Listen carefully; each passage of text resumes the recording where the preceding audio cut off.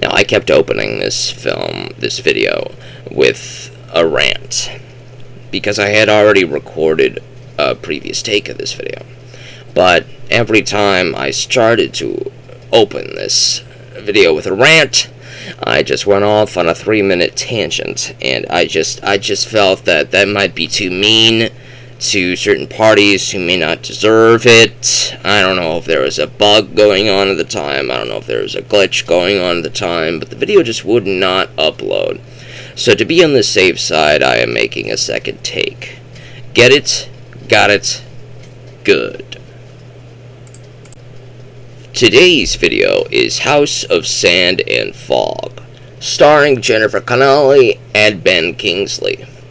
This film is a psychological thriller. It's not a suspense thriller, it's not a mystery, it's not violence, it's not horror, it's not any of that. It's just a psychological thriller, more like a psychological drama, more like.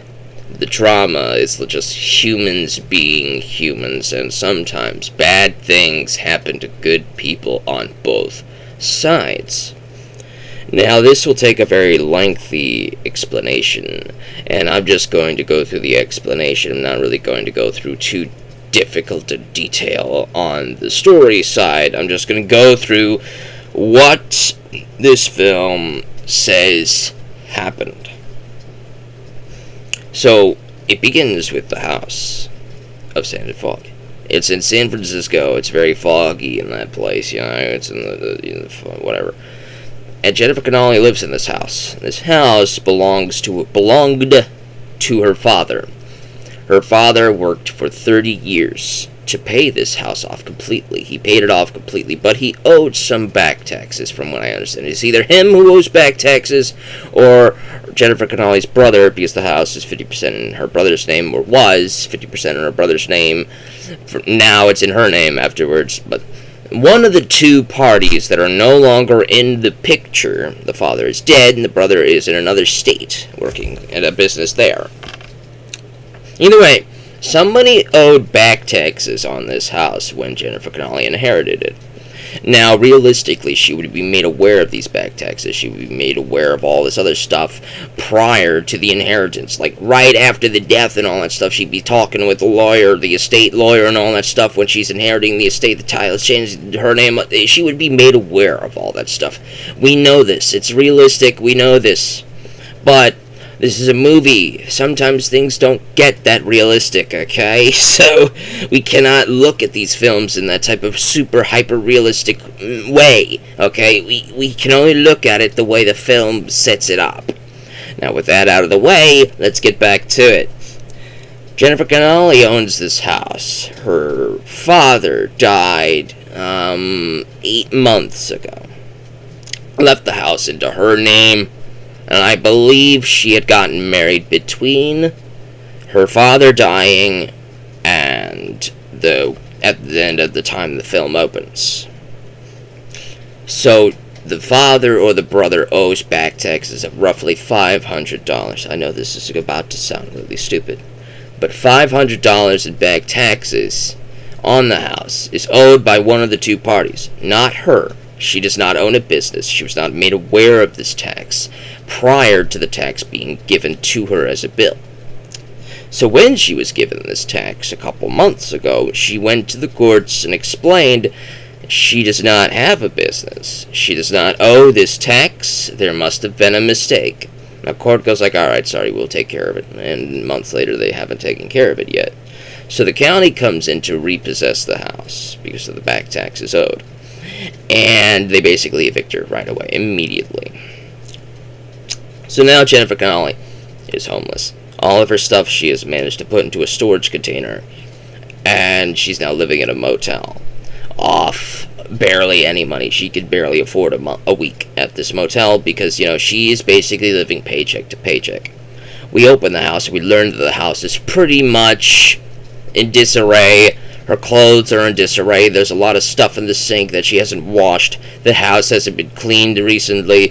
You could tell that she's in something sort of a depressive slump. There's a pile of unopened mail on the floor in front of the front door. She is not in a good place right now, and we don't know why at the start of the film, but I'm going to tell you why. It's because her husband left her a couple weeks ago, a couple of months ago. Recently, her husband just up and left. Abandoned her, completely abandoned her, divorced her, whatever. She is now alone in this house. And her parents don't know this, or her mother, her father's dead. But her mother doesn't know that she has been abandoned by her husband. She hasn't told her family. We don't know why, but we can assume it's because she doesn't want to be a burden, emotional burden, financial burden. She doesn't want to be a burden on her mother. Or maybe she's just estranged from her mother, and all this kindness in the phone call that we get at the start of the film is just superficial, and she's not exactly in a good place with him. We don't know. It doesn't go into too much detail with that. But we do know is that this film is based off a book, so if the information's in the book, you can feel free to read that book. I don't know who wrote the book, but you can always look up this film, and you'll find the book in the Wikipedia article. So you could go ahead and do that if you wish to do this. No, where was I? Right. She's estranged from her family, so more or less, though she really misses her father. She was very close with him. Her father left the house to her, so she's very connected to the house emotionally.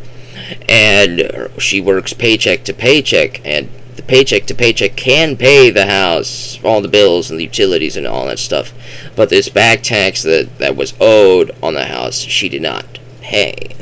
She may not even have afforded to pay that extra $500 with her current situation, living situation, mainly because the extra bump that her husband was helping out with the house is now gone because he just up and abandoned her, so she had to take up all the burden and she just cannot deal with it.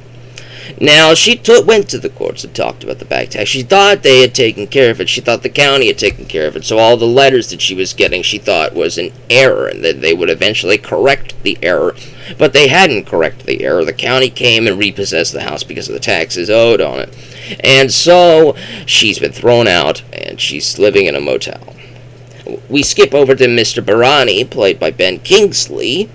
He is a foreigner. He has come to this country allegedly, illegally, allegedly, legally. We don't know the preciseness of it, but we do know that he is a political refugee from the country that he is from, and that maybe he has done something in this country. He is a colonel in the army in that country.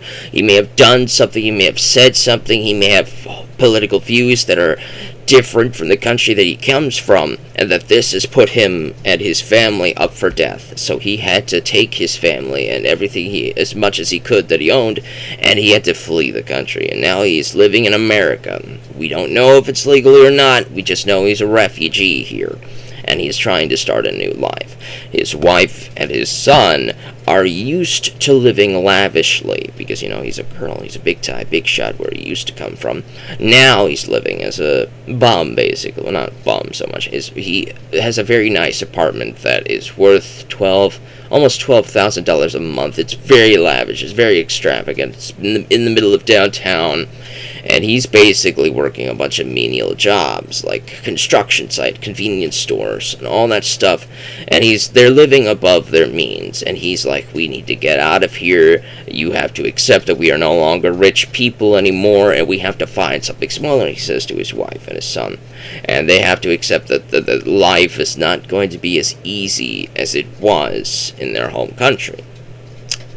And immediately, he goes out walking that day, and he finds Jennifer Connelly's house, which has been put up for auction immediately after repossession. Now, realistically, I don't know if that's what they do immediately. I don't know if they give the house a grace period for her to talk to the clerk and all that stuff. We don't know. I don't know the realistics. You probably know the realistics. So if you know the realistics, then you know what would realistically happen here. But in the film, the house immediately goes up for auction for sale immediately after she gets kicked out of the house. So we don't know how much time has passed between her getting thrown out and evicted and Ben Kingsley finding the house. We don't know. It doesn't specify the length of time that passes, but I'm going to assume that it was really, really, really fast. So he finds the house, and he immediately buys the house for a fourth of what the house is actually worth. So he pays basically like $40,000 to $45,000. So that's a good deal for a house, right?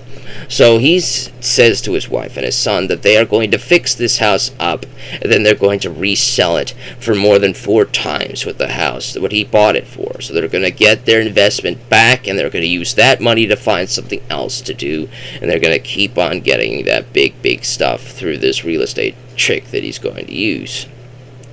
Now, Jennifer Connelly drives by the house in a depressive state because she had just been thrown out of the motel because they wouldn't wait until Friday when she got her paycheck. She could have paid the motel off, as she said, if they would only wait one more day for her to get a paycheck, and she'd give them the money from the paycheck. But they said no! They wanted now! So she gets thrown out. It didn't make so sense, If they wanted their money, they could have waited a day, They could have waited a day. Realistically, they would have waited a day, I think. But if they throw it out immediately, then they don't get the money. So that makes no sense profit-wise to me to not get the money. So it just feels stupid to me. But whatever. She gets thrown out of the motel, and she's living in her car now. So she's crying in her car, and she drives in front of her old house, and she sees that Ben Kingsley has already moved in.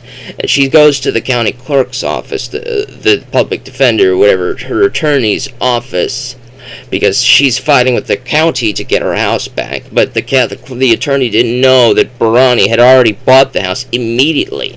So the attorney tells Connelly that legally Barani owns that house now. The only thing that she could do is basically ask Barani to give it back to the county or to sue the county. And if she sues the county, it could probably take a few months, and she might get the money, but she may not get her house back. So she's all very, very panicked. She wants her house back. She wants life to be the way it was a couple weeks ago. She wants her home. She wants her father's house. And she's freaking out, and she's crying in her car, and she's sleeping in her car outside her house. And, I sympathized with that. I really felt for this character. She does make a few mistakes, but she is a very young character in the movie. She's young. She's allowed to make a bunch of mistakes at this age, and life is just not nice to people sometimes. And it's not Ben Kingsley's fault. He doesn't know the semantics of the house, though he does become aware of it as soon as Jennifer Connelly explains it, as soon as her attorney explains it to Ben Kingsley. You'd think out of the goodness of Ben Kingsley's heart, he'd go like, alright, this feels very mean of me to do to this woman, to take her house that was wrongfully taken from her to begin with. But instead, Ben Kingsley's pride says that, I'm not going to do that. I will give her house back if the county pays me the market price for this house and not the price that I paid for it. Which basically means he wants the county to pay him 4 times what he paid for the house. And the county says no. Jennifer Connelly says she can't get that money unless she sues the county, and it's going to be a long fight. And she doesn't understand why she would have to do that. She doesn't understand why he's feeling so prideful about this. And I do feel like it's a sense of pride. It's not that he's entirely innocent either. Now, she does harass the house. She does harass Ben Kingsley a little bit, but Ben Kingsley is being a little bit too prideful. He's being a little bit too unreasonable, because he is being a little bit too... And I understand that he is in the right. He is within his right to act the way that he does, because it's not his fault that the county made a mistake. But I also feel like... it feels like his fault just a little bit, because once you're made aware of something that has happened that was wrongfully done, wouldn't you feel bad about holding on to that thing? Like, for example, if you bought a house for a steal, and you learned that this house was wrongfully taken from its previous owner. Let's say this previous owner is somebody like Jennifer Connelly, who is a very vulnerable young woman who is down on her luck. Her husband just left her. Her father just died. Her brother never comes to see her. He's off in another state, and basically leaving the entire financial burden on the house onto her. And imagine being the one who bought that house, and she explains her situation to you, and you say, I'm not going to give this back to you. It's not my fault the county took it from you. Doesn't that feel kind of mean? To me, it does. Ethically mean. He's not legally in the wrong, but he feels ethically, morally in the wrong. At least to me. I would have said, go ahead and give the house back. But then that would make him in a bit of a state. But $45,000 is enough for a down payment on a decent suburban apartment or something. He could definitely turn his life around. That's a good start for him, but he just says no. He wants to start good right away because he's got pride in being a colonel. And he tells everybody this when he talks to the attorneys, when he talks to Jennifer Connelly's character, when he talks to the sheriff deputy who is sweet on Jennifer Connelly. When he talks to everybody, he introduces himself as his title.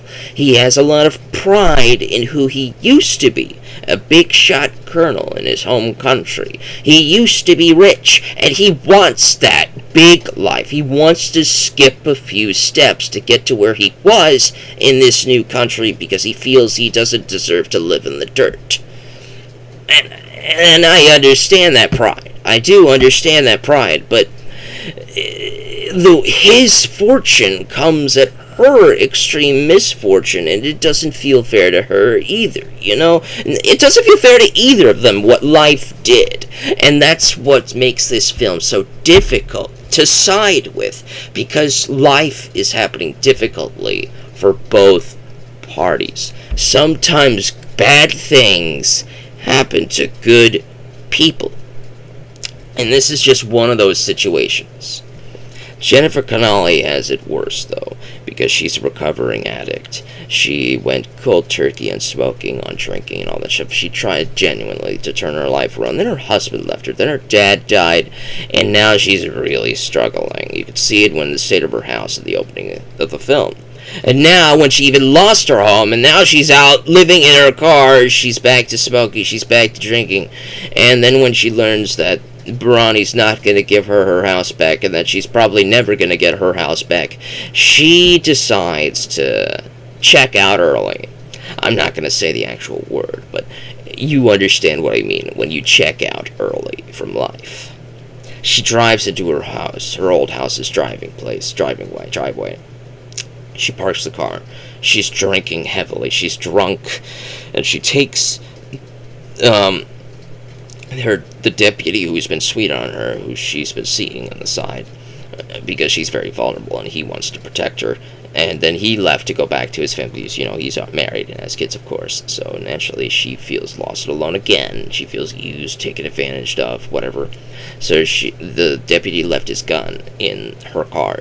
So she's going to use that to check out early. Bronny catches her before she does this. She didn't know the safety was on. She didn't know how to operate, luckily, she didn't know how to operate the safety.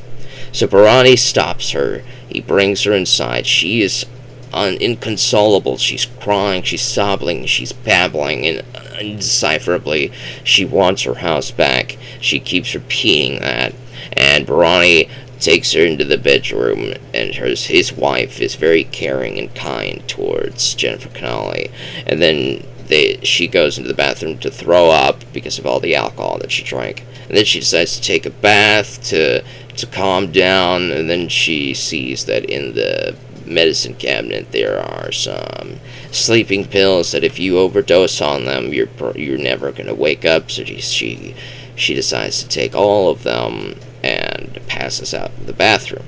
Luckily, Bronny's wife comes in and saves her from that. She pumps her stomach, she gets her to vomit out all the pills, and she's now safe from that. She's placed into bed, but then the deputy comes in, and the deputy who's been sweet on her, the policeman, he comes in, and he thinks that the Bronnies have done something to her, so he holds them hostage and demands that they return the house to her.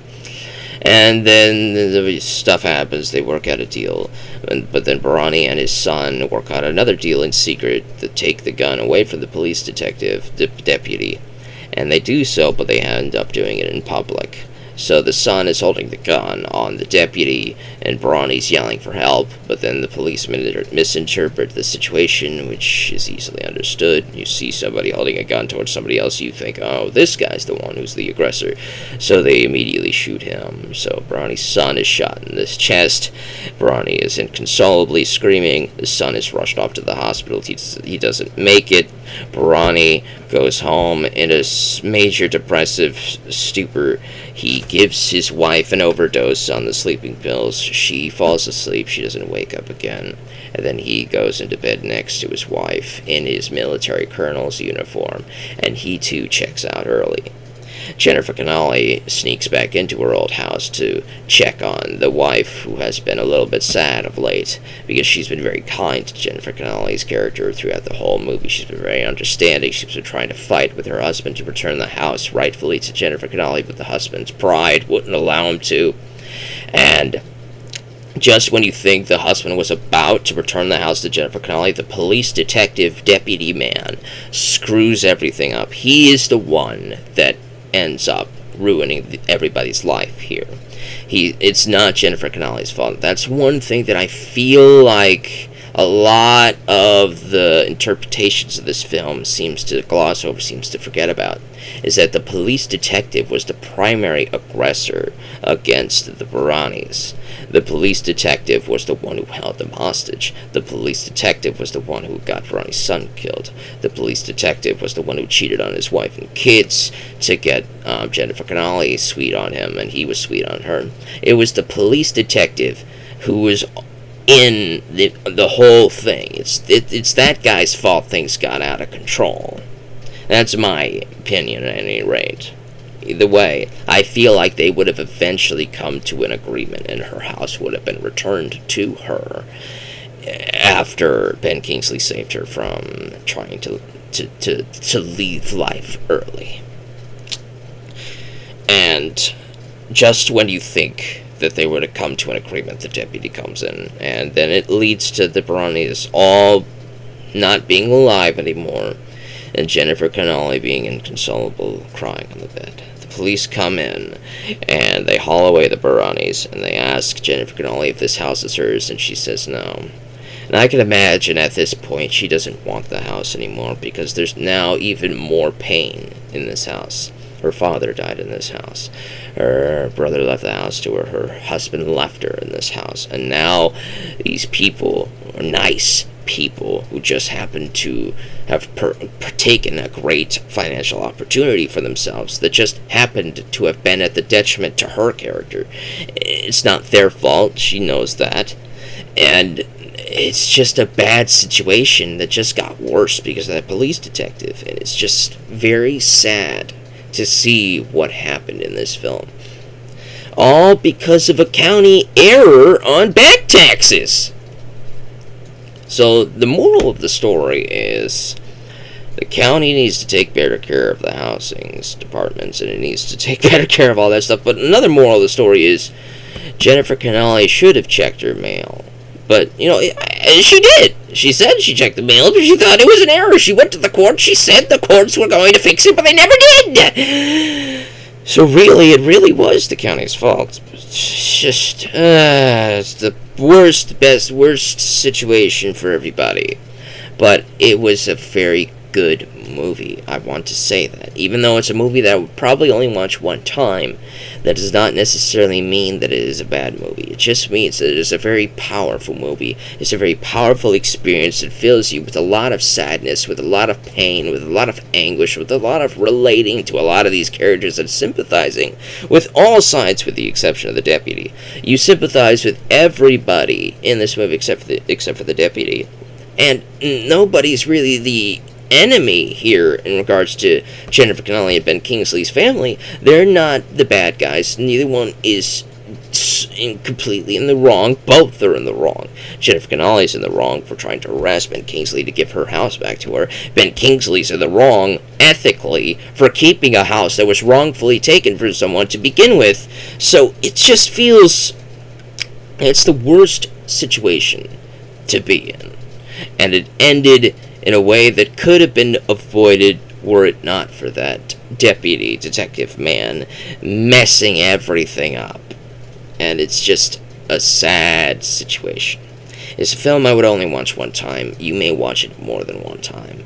But that does not make this a bad movie. I did say, or if I said it in another take, maybe, but this film had 3 Academy Award nominations. 1 for Ben Kingsley for Best Actor, 1 for the woman who plays his wife for Best Actress, and then 1 for the Best Soundtrack. It won 3 Oscar nominations. I would argue that it should have won 3 Oscars, because it is that good of a movie. It's just an experience rather than an entertainment. It's an experience of a story, a very rich story, well told, well acted, well written. It's raw with its emotions, and it feels real, and you can sympathize with what's going on really strongly.